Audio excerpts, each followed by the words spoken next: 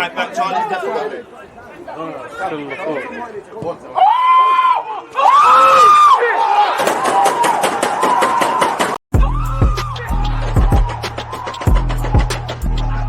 Because you always use that active when defenders are being given like.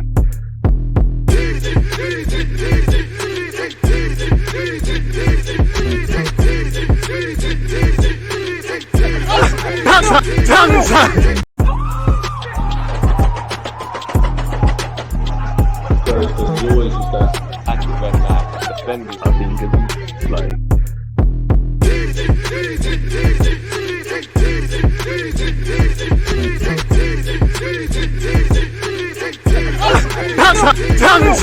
People deluded, I'm back again. Come on, Ian. Man. Come on, Ian. With an introduction like that, what more can I say? By now, you know the name, you know the faces. People deluded. I'm back again. I'm meant to have two guests. T's always here, and a new guest called Sandro again.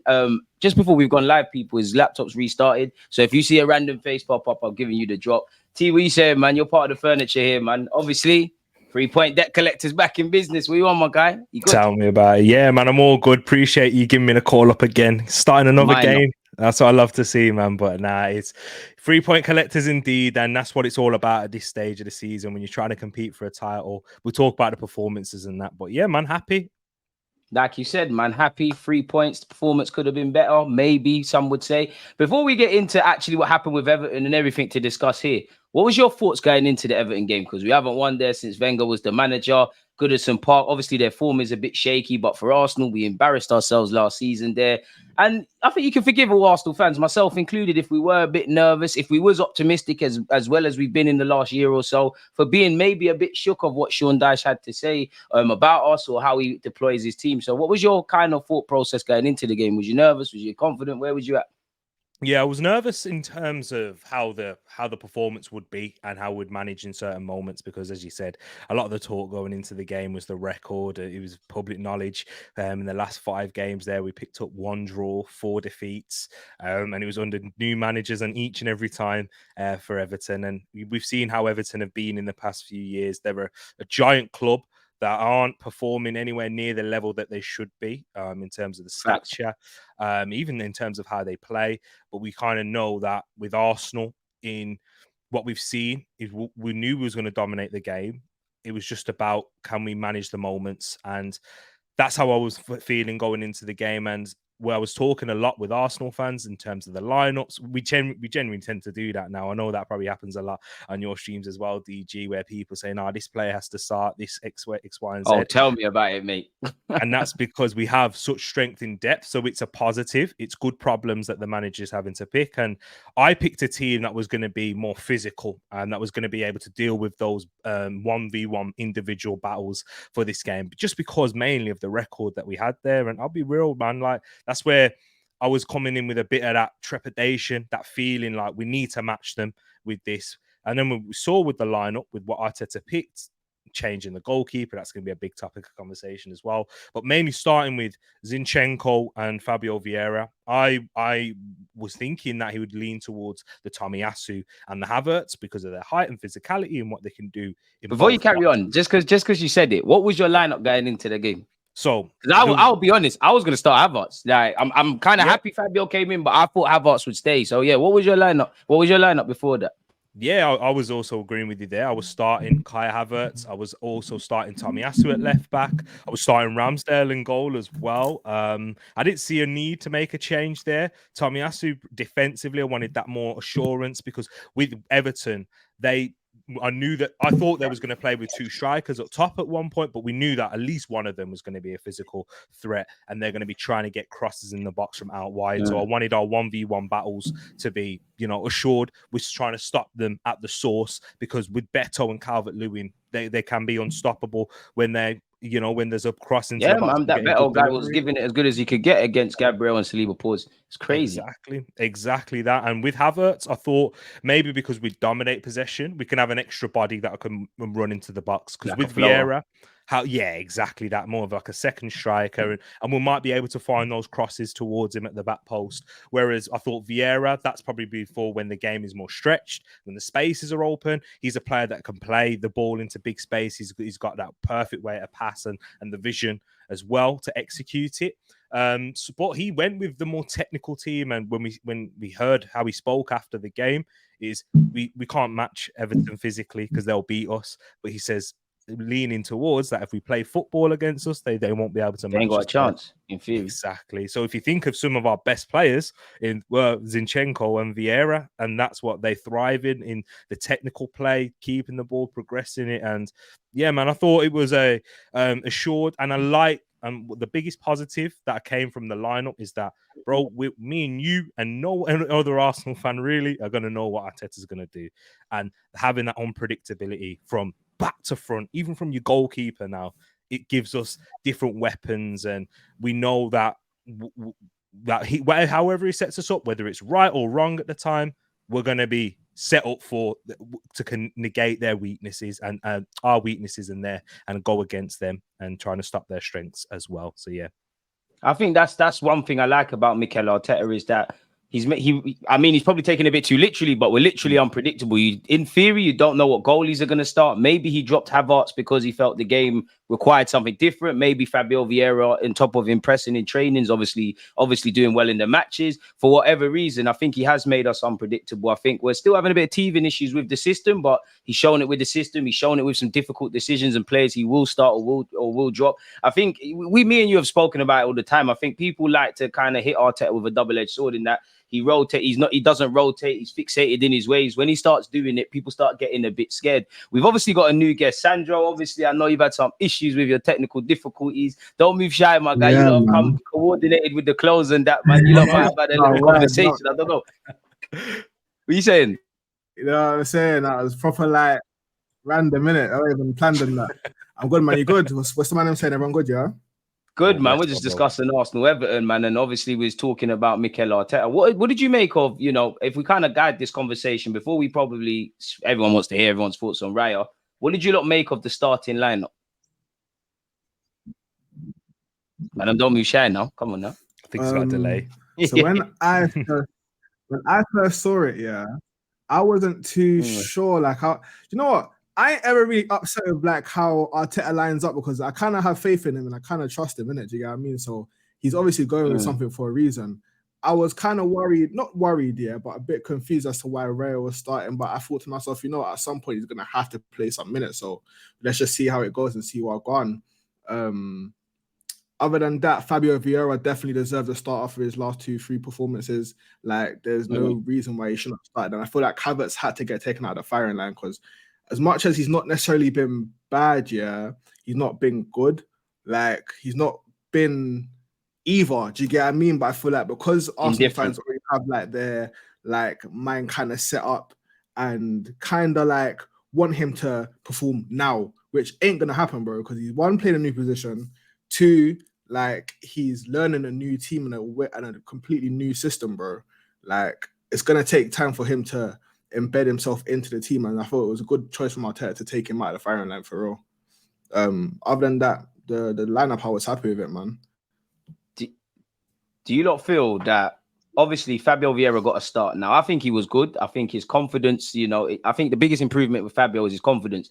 But I don't think anybody was amazing past a certain point. I think Gabriel and Rice aren't really highlighted. I think Trossard scored, but he had a bit of a shaky introduction to the game. Do you not feel, obviously, in line with what Sandro said, and he's not wrong with Kai Havertz and the conundrum that's Havertz, do you think people will over-exaggerate the Fabio Vieira performance? Because I don't agree with it, but as we know, Raya's kept a clean sheet, played well. That means it's done for Ramsdale. The same logic is going to happen with Havertz and whatnot. So, yeah, where are you lot at with that? Because I think a midfield, that left centre mid spot, it might be open. It might be up for someone to grab. I don't know what Arteta's doing with Smith Rowe, but his time might come. So, like, where are you lot at with that? That's it, bro. And I agree with you there because it's open season for that left midfield spot. And that left midfield spot. Exactly. It's more based on who we're playing against and what we can do there. Because if you think of Smith Rowe, Havertz, and Vieira, 3 different players profiling wise, stylistically, because you got Havertz, who's an off-the-ball player who doesn't really want many touches, makes runs, good defensively as well, gives you good grading in the counter press. I feel like most of the players are, maybe barring Smith Rowe, who needs to work on that part in his game. You got Vieira, open spaces. He likes to play the pass, gets more touches. I think there was like a big difference. He got like 20 more touches than what Kai Havertz usually does when he plays there most of the minutes, and Vieira didn't even have the full 90 in that sense. So he's very different, more creativity with his passing in that sense. And then you got Emil Smith Rowe, driving with the ball, dynamic, dribbling. He can play the little interchanges, tight 1-2. That's what he could be very good on the counter attack, Smith Rowe, to be fair. Exactly. And if you want a ball carrier in that area of the pitch, so that's what I really like, and that's where it comes back to the unpredictability. That's probably the piece that's in the team that's going to change the most throughout the season. Whereas we started with Martinelli and Saka, even with all the talk about Saka's Achilles problem and whatnot, starting with Martinelli, and even when Trossard was performing so well in pre-season, we were quite consistent in those areas. And even against Manchester United, you saw Reece Nelson come on, which once again holds that width. Someone who's more similar to Martinelli than a Trossard is. Even Trossard, let's not forget, he could probably play in that left 8 because we've seen him play a lot in pre-season there. So there, and we even see Declan Rice at points. I ain't gonna lie, Trossard in the left 8 scares me. I know we kind of set up the corner, but it scares me, fam. I don't think I disagree. I'm not with it. I can't lie. Big up Trossard, 10 left wing, right wing, false 9. I'm not with the false left centre mid. If Arteta does it, you say? Hear me out, yeah. I hear it because defensively it's kind of a mad thing, isn't it? It's just scary, man. Offensively, because especially as well, we're a team that like to control the ball and have the ball a lot.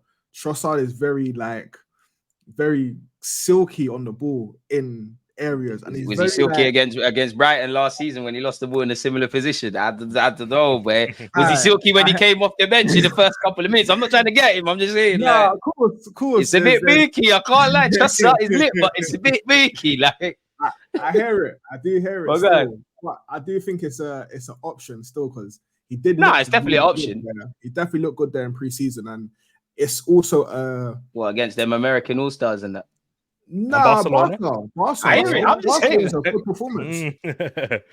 Cool preseason and that. All right, I think he just might be suffering, them scars from that Brighton game. I hear you in that sense because I like Trossard. It's just I think sometimes he's a bit blinkered. No, on a serious note, I do think he has the capabilities to play left centre mid, but I think us Arsenal fans got a bit mad. I've seen someone on Twitter say Gabriel Jesus left centre mid. I'm sorry, that's the crazy. It's crazy. This is scary. It's scary. We're doing too much. Like you can't get Arteta for doing too much, and you lot are doing really too much, but. No, man, I don't think you're wrong with that. And at the end of the day, for Trossard, if he shows he's adaptable and you can play a new role, I might be looking at central midfield differently. You ultimately get more game time. It's like Tomiyasu. You can play multiple positions. You open up the scenario of you playing more. Obviously, if Timber couldn't play as a left back, when Zinchenko was injured, he may not have had that start to his Arsenal career before the injury. And I think the best thing you can do is be a multifunctional player at Arsenal. I don't think there's too many players that aren't, because even if they don't, even if a man's not playing in central midfield and then able to play out wide, they can play different variations in midfield. So I'm here for it, really and truly.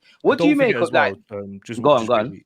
I thought he rotated with Vieira quite a lot as well. So if you seen Vieira move out to the left, that's also a great point. That's on the looks as well. So there's a lot of rotations in there, and that's why we're unpredictable, and it's hard to kind of manage us when in possession, and why I think we dominate so high. The only thing that we're lacking, and we'll talk about this as well, is that execution in the final decision. There's bare foreplay, no penetration, man. There's bare taking Jones out for drinks and that. Don't know if there's hotel motives and all these things going on. I don't know. Exactly. I don't know. It's true, bro. It's true. We need to finish it off, wrap it up. You know what I mean? Literally. And that's the thing. But to kind of go back to the initial question, out of 10, what would you lot have rated Fabio Vieira's performance yesterday? Because I probably would have flirted between a 6 or a 7, but like a high 6, because I don't think anyone was poor. I wouldn't quite say it was a 7. I did like his confidence, but I did think not just him, but a lot of players in the final third were quite wasteful, man. Man are shooting over the bar, picking the wrong options, kind of forcing the issue a bit. So yeah, what would you lot give it out of 10? I'd give it about the same, a 6 or a 7 is, and if it's a 6, it's a high 6.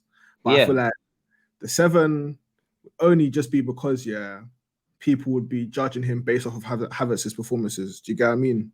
That's why I kind of asked the question, because I think people will kind of overdo it. Even for me, I'm not I wouldn't say I'm not a big fan of Vieira, but I'm also like waiting to see what he can provide for us, because last season he didn't really show me enough to say, oh yeah, this is his thing. So with yesterday's performance, it's nice to see that he could actually provide something from the start of the game, because I've not seen that for a while. Also, I need to see it on a consistent level, because he provided the performance yesterday, but if he was to start again, let's say against Tottenham, is he going to provide that same level? Do you get what I mean? Because if you ask yourself, did he do enough to even say he's starting next week against Spurs? Do you get what I mean? I think that's a good point. And the wickedest way to answer that, I think yes and no. I think, like you kind of mentioned, I think in all his cameos, probably dating back to the Community Shield, he has looked exciting. Fulham's probably the one of this season, and he's looked well. And I think he's given Arteta some confidence, because I feel he was playing with confidence. But then, as I said, I do describe him as a bit wasteful. I wouldn't be shocked if Havertz came back in for the North London derby, but I wouldn't be surprised if, Arteta said, you know what, it's building blocks. He's had a pre-season now. He's looking confident. Ultimately, we won the game and we weren't really troubled. You can kind of maneuver again, really. So it's a bit of a yes and no. So I think you're right with that. And I think it's just the age-old question for Vieira now is consistency, because I know many people before the game, many people are saying, you know what, Arteta just made changes to utilize his squad. Maybe he's thinking about the Champions League. Maybe he's thinking about the North London derby. I do wonder if David Raya, Fabio Vieira, and obviously Trossard, if they've played their way into either the fixtures that we're going to see today. So I don't know, man. I just feel Fabio Vieira is going to get a bit of the Havertz tax in that we're going to kind of pull one guy up and pull the other guy down. Pause, really. And I don't think that's fair, really and truly.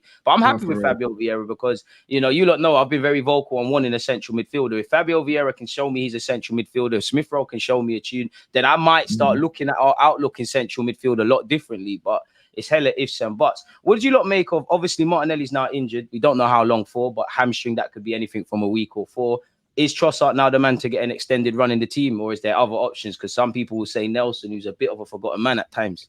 There's no and obviously Smith Rowe. Yeah, exactly, man. And it's hard to really say, that a certain player deserves a run in the team, because I don't think we're going to be playing like that, and we're going to be trying to mix and rotate based on our opponents a lot of the time. There's only certain few players that will get consistent runs. Saka being one, Ødegaard, Saliba. Even let's not forget Gabriel wasn't even starting. Yeah, I was gonna say Gabriel, but he had to hold bench and that. Yeah, man. Bro. Do you know what I mean? So this is where I don't think that we will necessarily see Trossard get a run, because Nelson might be more suited to one fixture. It's totally up to Arteta, because for the North London derby, I can see why he'd start Nelson or Trossard or even Smith Rowe if he wanted to, because we've seen him turn up in those sort of occasions before. And let's not forget Gabriel Jesus. We've not even seen him start a game. If he goes with Eddie up front, Jesus probably on the left, because no one wants Saka drop. That's the genuine option. Really, I don't want to see that still. I don't want to see. You don't want to see Jesus out wide? Nah. How come? Him and Eddie. To me, as much as it's a nice idea, that's as much as it goes. I think they're both at their best when they don't play with each other. Personally, we haven't really explain for the people. I don't think you're wrong, but explain for the people. Then I feel like Jesus' style of play is specifically made to play through the middle. As much as he's got the ability to play out wide and can do a decent job out there, I feel like him and Eddie want to operate in the same spaces. And Eddie, I don't think him. Personally, I just don't think it works. I just don't think their styles kind of clash with each other. Personally. What I'd say for that, Sandro, is, this is where when Eddie plays and when Jesus play, I see two different styles of players. Jesus is one who wants to get a lot of touches on the ball. I looked at the touch map again. Jesus had way more touches than Eddie. I think Eddie yesterday had about eight touches. Not that I think too much service provided. There were some decent flicks from Eddie, though. I think the general play is improving. But imagine the first 5 minutes. Exactly. So you've got someone who wants to be involved. He's giving him powers, man. It's true, bro. It's true. And with Jesus, he wants to be involved in the build-up play a lot more. We've even seen him drop deeper. Sometimes I don't really like it because I want my central striker to stay up there, be a threat, be a presence. With Eddie, he makes a lot of runs for himself. That's one thing I noticed. It's not necessarily for the benefit of the teammates. That's another reason why I don't You think know we're them looking South for him. Londoners stay, man. Exactly, man. Hey, you can't do that, man. Louder ends, man. Louder ends. Had to, man. It's not a DG stream if I don't slander the South, man. But that's it, man. And sometimes it's to the detriment of Martinelli or a Saka when they're not being able to link up or make those runs into the central areas. Whereas you'll see Jesus. What I've noticed is that he's pulled more to the right a lot in recent games against Fulham and Man United. But last season we saw him pull to the left, linking up with Martinelli and Xhaka. The Brazilian boys were out there, yeah, man. Exactly. So I think it could work as well. Let's not forget that Pep Guardiola played him as a winger majority of the time. Out on the left, Donny play left back as well, but Pep's a madman. Exactly. Yeah. So I think it could work because they're not exactly the same.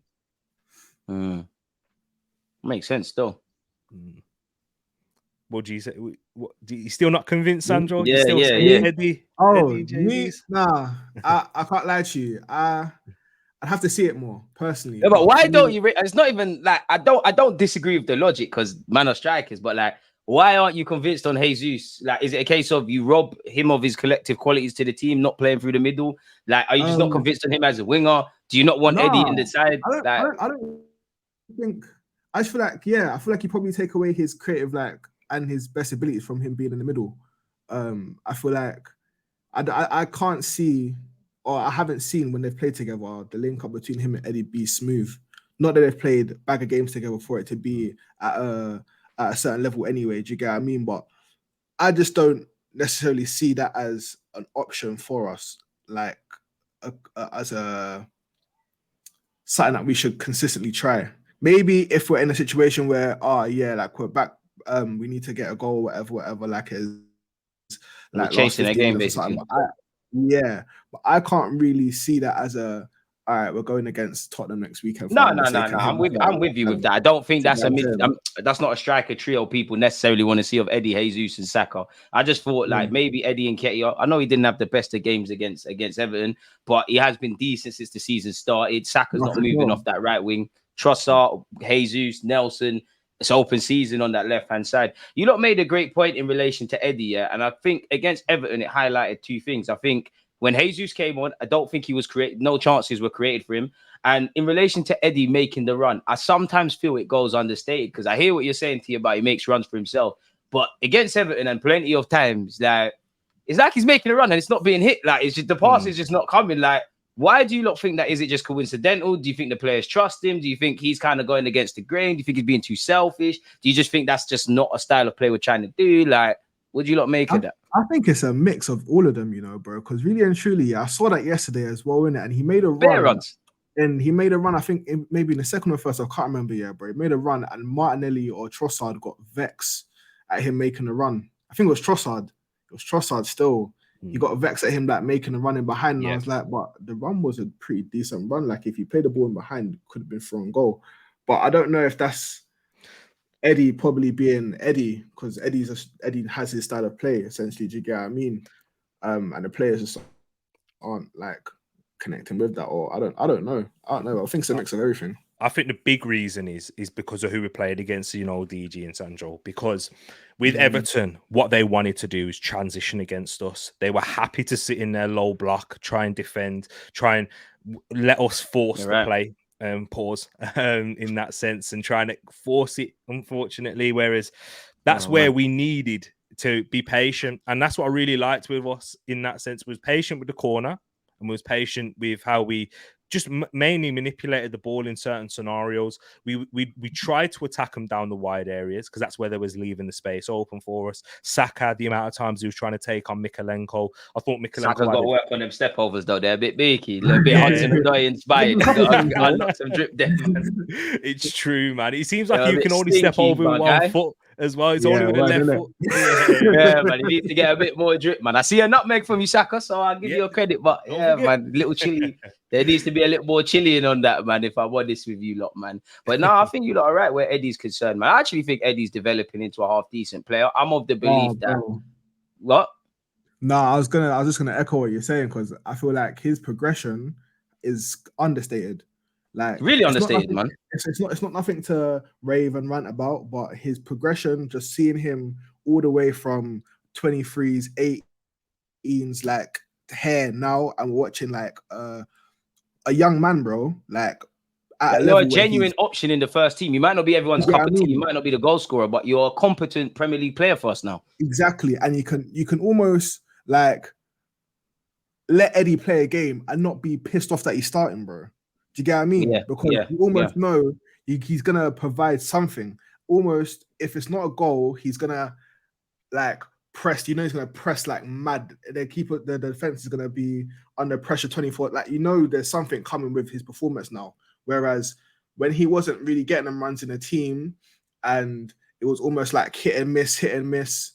You weren't getting that. I'm so glad he's getting where he needs to be now. Still, can't even lie.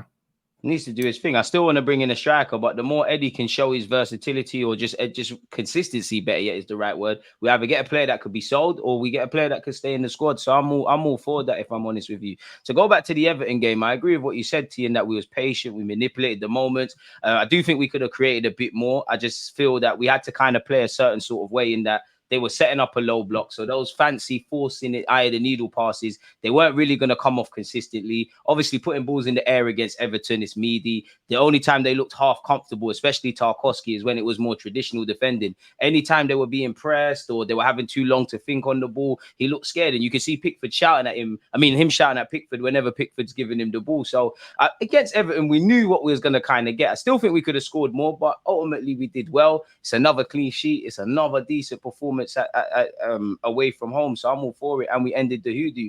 Where you lot at with a certain David Raya now? Because, you know, despite the fact of, I believe Ramsdale started 4 games, Raya started 1. We've got 30 odd games to play. Conclusions are being drawn. Raya is now the first choice. Where you lot at with the 2 keeper conundrum? I'm sure you lot have seen the comments with Arteta saying he in previous games he would have loved to have subbed on the keeper in the 60th minute. He doesn't seem that when they're trying to force him to answer questions about who is the number one, he starts, you know, doing the Arsene Wenger thing. Where you like with David Ryan? What did you not make of his performances, bro?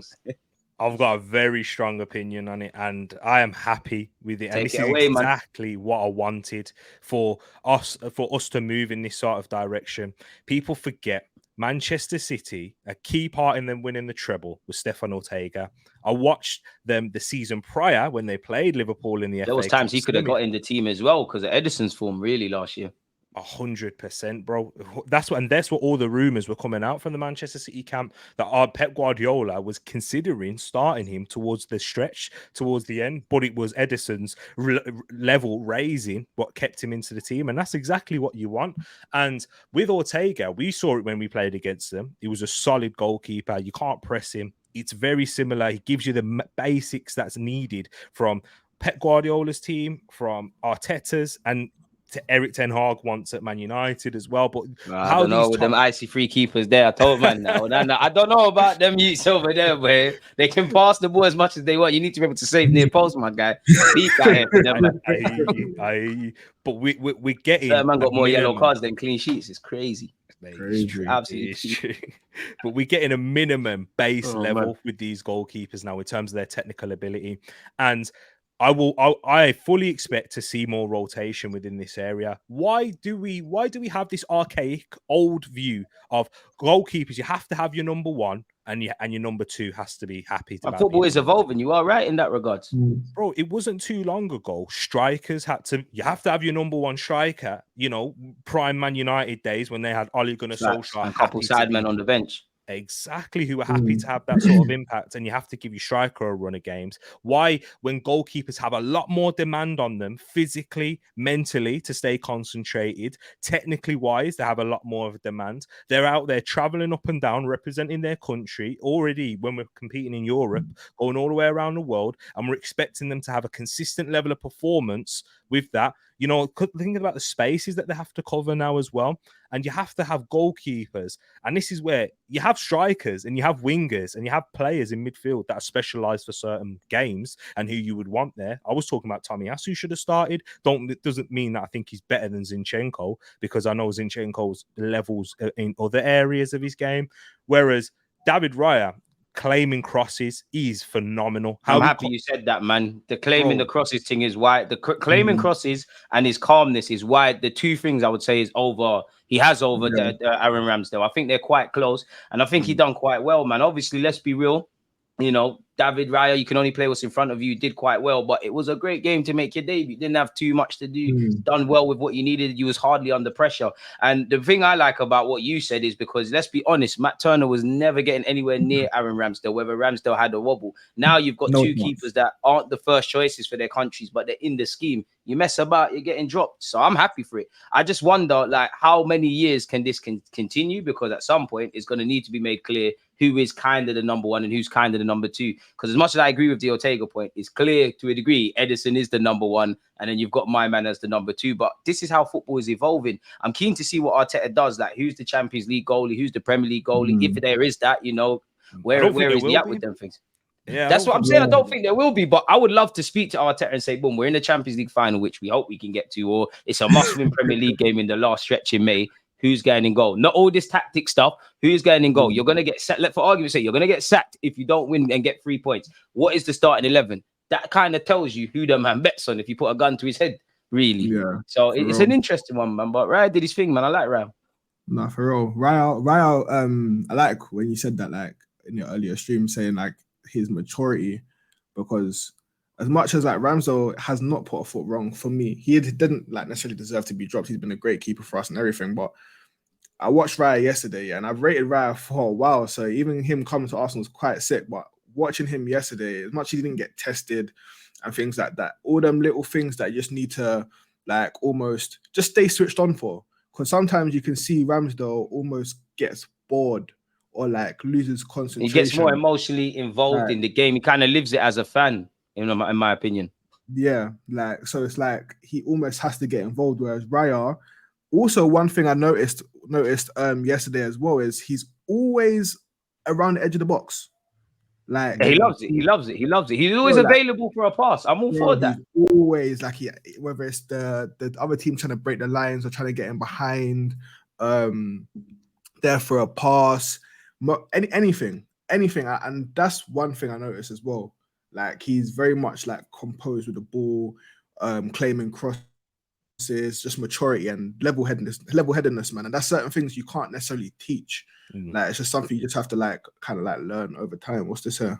And it's the most, and the thing to echo what you said, it's a thing where now, may the best man win. Like, I dream in a world where I love Bukayo Saka. I want him to play every week. But, you know, if there's a man that can talk to you and he can get the best out of you, and you're not doing stuff and he's doing stuff, it is what it is. Kind of right on cue with what we've been talking about. And I don't know if this is real because Ramsdale has played 4 games. He's been benched for 1. Obviously, if Raya holds on to that shirt, but in true media fashion, apparently Aaron Ramsdale is being monitored by rival clubs after being dropped for David Raya by Mikel Arteta during their win at Everton, with Chelsea and Bayern keeping tabs on the England shot stopper. I wouldn't like to see you go Chelsea, but there's Sanchez. You'd reckon he could rob his spot, but there'd still be 2 kind of keepers. Bayern Munich, I'm not too sure. What have you lot made of this? Despite the fact of the man just signed a new deal, now he's uncertain and things like that. Like, what do you lot make of this? Right on cue from the Daily Mail, as you lot can see. I can't even lie to you. I think that's air, bro. I think it's air as well. But is it though? Like, is it? I think it's nonsense. But if he's on the bench for 10 games, where are we at with it? There's space for speculation in it, but really and truly, that's it. I think if there's any. Nah, man, I'm not really with all of that. I can't even lie. I mean, Arteta just spoke about needing 2, but for argument's sake, I know Aaron Ramsdale, for all his faults, I do like him. I think he is a quality keeper, and I think he's one that people are very quick to attack him when he makes a mistake. But when he saves us, and, you know, let's just say we won a tricky 2-1 away from home. Ramsdale's conceded, but he's made enough saves. Saka and someone else scores the winner. Ramsdale gets lost in the talking points. And even though you look at how many great saves the man's made, but for argument's sake, though, 60 million offer. Not to say it's going to come anytime soon, but if you get 60 million, or better yet, in excess of 60 million, are we pulling the trigger? Do you know what? It's a very good question because the things might change very quickly. Things can change quickly in football. The scenario might look very different. We might be talking about David Raya being the one that we're not going to be signing, or if we're going to be signing in to sell him straight away. But with that, if Arsenal find a replacement and find someone who they deem as good enough or better, I'm happy to sell. And this goes for any player bar two. Saliba and Saka, because the only reason I don't say those two, because I don't think there's anyone better in the world at this moment in those areas. I'm even throwing in no Odegaard and Martinelli can't be thrown into that realm now. I'm thinking the same thing. There's a couple man that need a bit more hay-lots, T. You're being selfish still. The reason why is because I don't mind being ruthless if it means that we improve, if it means that we get someone who's better. Trust me, as fans, yes, we build this affinity with the players and we have this emotional connection and tie. We would be, if we got someone better, you'd soon forget about it. Look, Manchester City aren't crying for Gundogan. Nah, I definitely hear that, yeah. But you know what it is as well. Like you also have to remember what certain players have done, because certain players have a lot of like what's the word? Like lot in the bank, innit? Like to say like performances wise, Ramsdale's got like a lot to say. Yeah, like I've done this. Credit in the bank. Time. Yeah, credit in the bank. That's what I meant to say. Sorry. Whereas like, yeah, we know Raya is a great keeper. We've seen the stats. We've seen him have one performance, but you can't tell me for one performance like it's okay to just say, yeah, cool, Ramsdale can go. Do you get what I mean? This got to be like over a period of time. We've seen enough sample of Raya, enough sample of Ramsdale to say, yeah, cool, this is what we get from this one, this is what we get from this one, work options, and then say, yeah, cool, this one's gone safe. Do you get what I'm saying? I don't think that, like, I do hear being ruthless, like, because end of the day, that's how we've even got here in the first place, because really and truly, we never thought Aubameyang would go out how he went out. Do you get what I'm saying? And that was the guy for us. Do you get what I'm saying? But we're now here. We're in a better position. The team is now flourishing, and it's like, I mean, I'm here for the them decisions if it makes sense. Do you get what I mean? It's got to make sense for it to. At the end of the day, bro, the grass ain't always greener. You could say, yeah, we know this level of players going to come in, but you don't know the level of performance he's going to provide for you. Whereas you know someone that's got the achievements, not necessarily achievements of Ramsdale, because he's not necessarily achieved nothing, but the performances of Ramsdale where he's got us so far. Yeah, it's you get what I mean. It's like let's say this now, Sandro, your options, innit? Yeah, I hear you. Yeah. Let's say this now, Sandro and DG. Yeah. If we sell Ramsdale and that gives us funds to go and buy whatever striker you man want in the club, as well as bolstering on that right hand side and providing more competition for Saka or someone that can come in if Saka, give him a rest and whatnot. And we still have David Raya performing at a high level and someone who's a second choice goalkeeper who's maybe not quite at it, but we improve the squad as a whole. That's how I look at how Manchester City operate. I need to see the keeper, but it have to be someone like on the Ortega thing. Then I'd say, because obviously I can't be saying we need to be ruthless. Every player's got a price. If Ramsdale says he wants to cut and Arteta thinks it makes sense, obviously we've signed him to a new deal and he's 25. So there's a lot of resale value. Do what needs to be done. It makes sense why Chelsea and Bayern would be monitoring the situation and seeing how this develops. But I agree with Sandro. I think the sample size is kind of small because many fans, for what it's worth, I actually want Raya to get a run in the side, because when Ramsdale gets that now, his run, you're going to want to hold on to your shirt for a while, really, because even when you look at when Ramsdale got the shirt off Leno, in the interview, he says, I got it sooner than I thought, sort of thing. And we all know Matt Turner, goalkeeper union, all of that stuff. Matt Turner were at levels. You've got a Spanish international, you're an English international, fight it out, sort of thing. So if he wanted to cut. If it's a means to an end, do it. But I just feel like Arteta has just shown us what having a good squad could do, really. And I want to see it. And Ramsdale doesn't strike me that someone that is going to try and leave in January. I know there's a Euros. I know things can change, but Ramsdale's very mature. He's had to sit on the bench for England. He's not always been first choice at previous clubs. He didn't actually start his initial life at Arsenal. What, did he not get his first start at like West Brom when we was down in the trenches? So I wouldn't pull the plug on anyone in January. I wouldn't get rid of Ramsdale in January. There's rumors around Partey going in January. I wouldn't really do any of that, at least until the end of the season. We're going to have to monitor it, really. And, you know, with Raya, I do genuinely feel a lot of fans are going to overgas it. And when he makes that same mistake, them same fans that do too much, they're going to draw him out and say Ramsdale this and that. But that's nothing isolated to those players or any specific fans here. That's just football in general. I'm all for it if there's a means to an end. You know, unsellable players for me.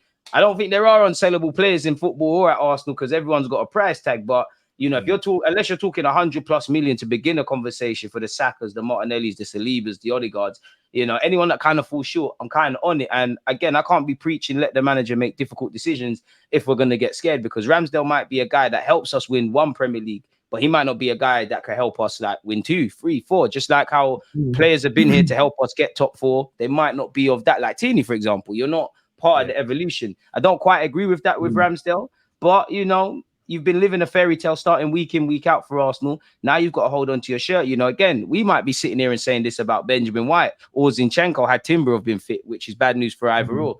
So I'm not sure, man, but I wouldn't let Ramsdale go anytime soon. Unless the man says, Gaffer, I want a cut. I don't know, man. And but to answer your question, maybe, you know, if the money makes sense, isn't it?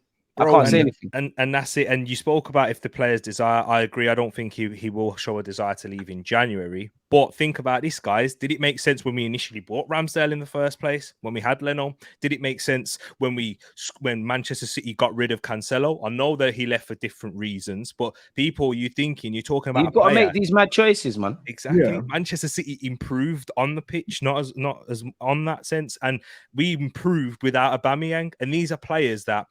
And Cancelo and Aubameyang that was so integral to whatever the level, whatever we was at a lower level, but Cancelo in Manchester City winning Premier Leagues, being their creative outlet alongside Kevin. He was one of the top. Well, he was heralded as one of the best fullbacks, if not the best right-sided fullback when he left. So do you know what it is? As long as there's a method to the madness, which so far Arteta has shown me is the thing, is if there's a contingency plan, if it's a calculated decision, then me as an ignorant fan, I might look at it like, oh, what's going on here, bro? There's a method to the madness. The only thing that decides if it works is time, innit? Like right now, the only question mark I have ever had about Mikel Arteta of significance is right now Kai Havertz and previously Willian and Marie, really, because them things there didn't really make sense. So I'll give him the benefit of the doubt. Ramsdale can't be an idiot. Like, he must have sat both keepers down and said, listen, may the best man win. Ramsdale, it's your shirt to lose. David Raya, you'll get your chance. I don't know about anybody, and I don't work for Arsenal, but I don't think Raya was told like on the Friday you're going to start. I think he was told on the Monday. Likewise, I think Ramsdale was told, listen, you're all in bench,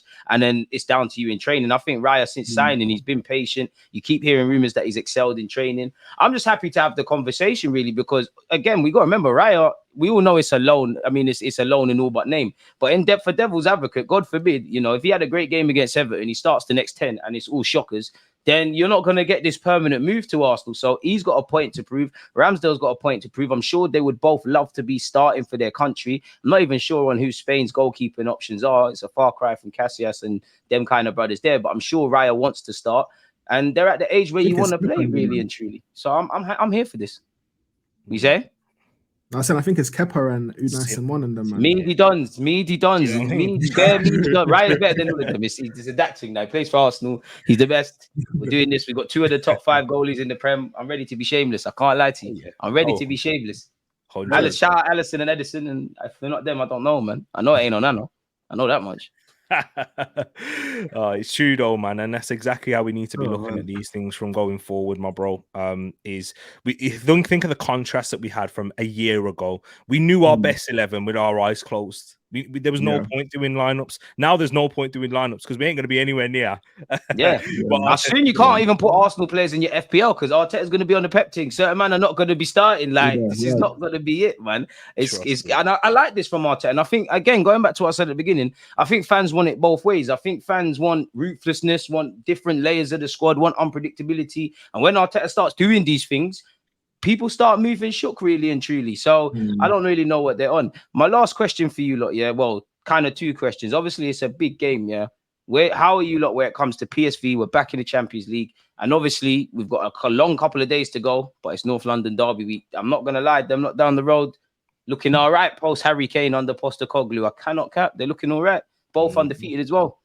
Yeah, with the group stage of the Champions League, I just think, bro, just get the wins. Just it doesn't really matter too much about your performances.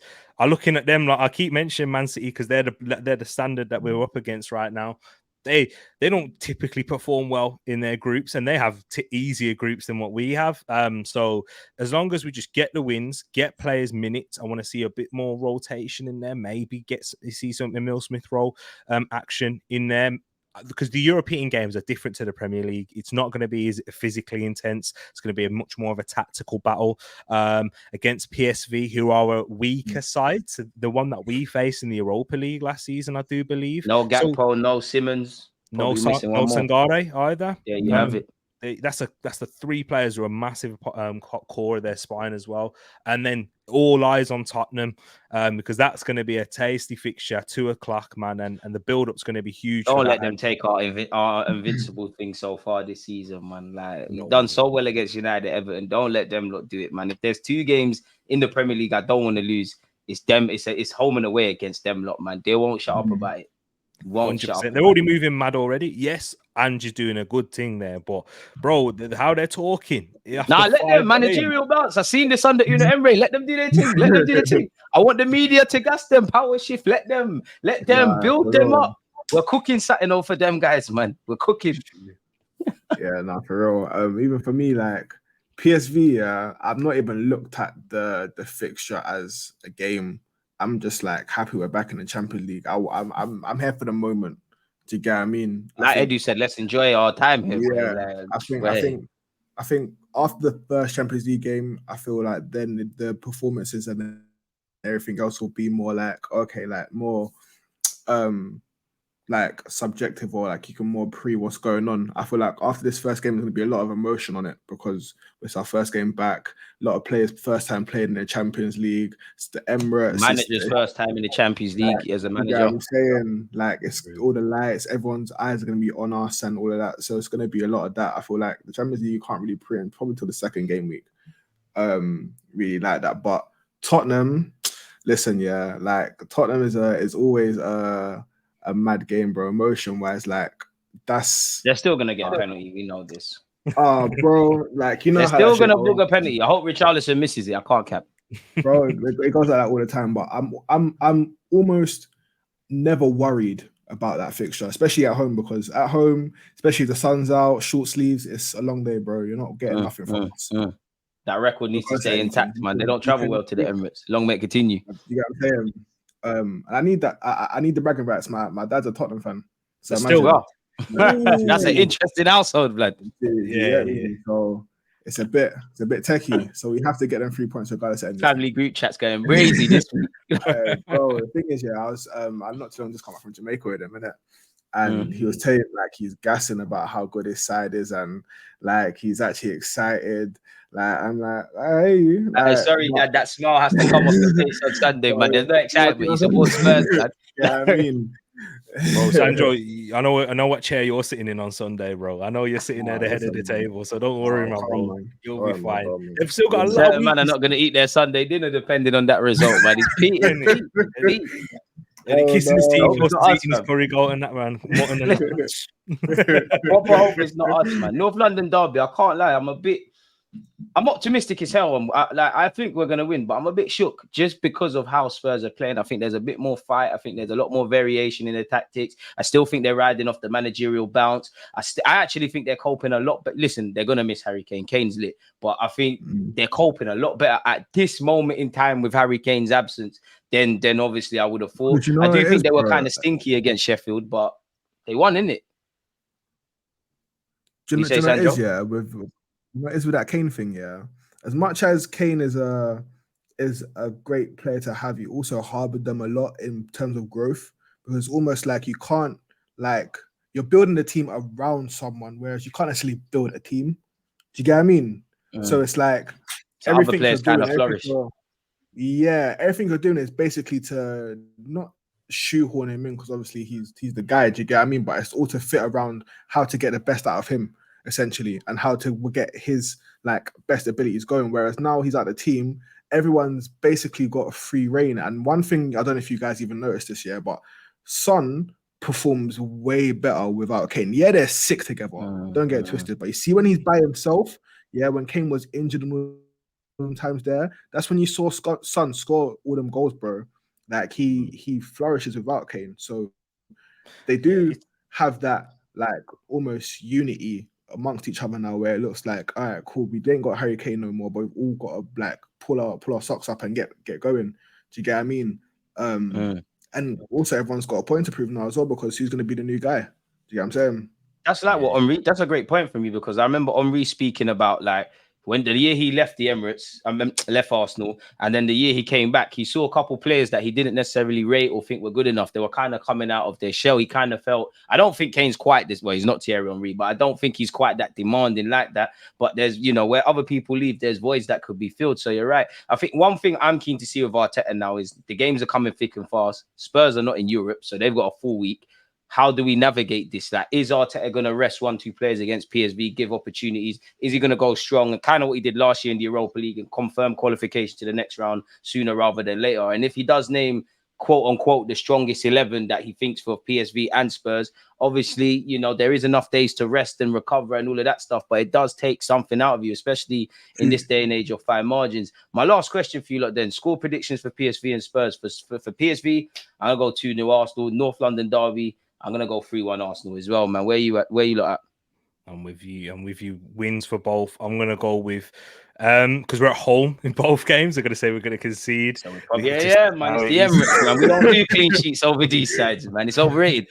Trust me, exactly. I'm gonna say 2-1 against PSV. I think it's gonna be a bit tighter than we like in terms of the end. I think it'll be a comfortable game though. 2-1 at home to PSV. I'm going to say 4-1 against Spurs. Spurs are bro, with how they're playing under Ange, they are good to watch. They are entertaining. Early days. People, they can't. I think they're going to set up the same way how they do against other teams, like how they did against Brentford, even how they did against Man United. Bro, we will punish them this time, though. I think 4-1. Listen, Zinchenko's got something for us, man. Havertz and Declan Rice got something. The new boys are doing something, man. Sandra, what's your predictions?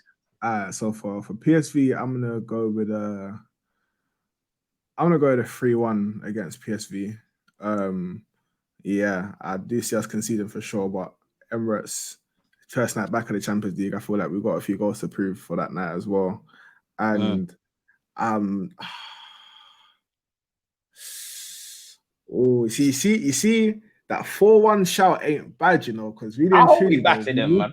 We need to smoke one of these big teams this season, bro. Like one of these, like I'd love to do it to Liverpool at Anfield. I can't lie, man. But like we have to do winning at Anfield. So I'm gonna go 3-0 against Tottenham. Swear, whitewash setting. Yeah, 3-0. The thing is, like, what you think we're gonna give him a clean sheet? I hope we can, but it's just a clean sheet. You know they're gonna get a penalty. You know they're gonna draw some funny lines. Somehow the balls hit Benjamin White. Like, they scare me. Like, they scare me. I hear that. In that regard, I hear that, but I'm confident still. Tottenham at the Emirates don't scare me, bro. I'm confident as well, bro. I'm with you on that, because Maddison, he's a threat and he's gonna cause some danger. That's why I've given him a goal. Man. Show him, man, who the real playmaker is. I don't want to hear nothing about this Maddison youth, man. Like, you're shit, man. Well, you're not, but you signed for them, man. So I have to be shameless.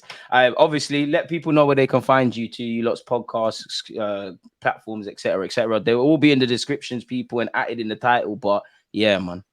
DG, man, you're a legend. Appreciate you for letting me come on again, man. Another appearance. I'm on the road to 100. Man, how you mean?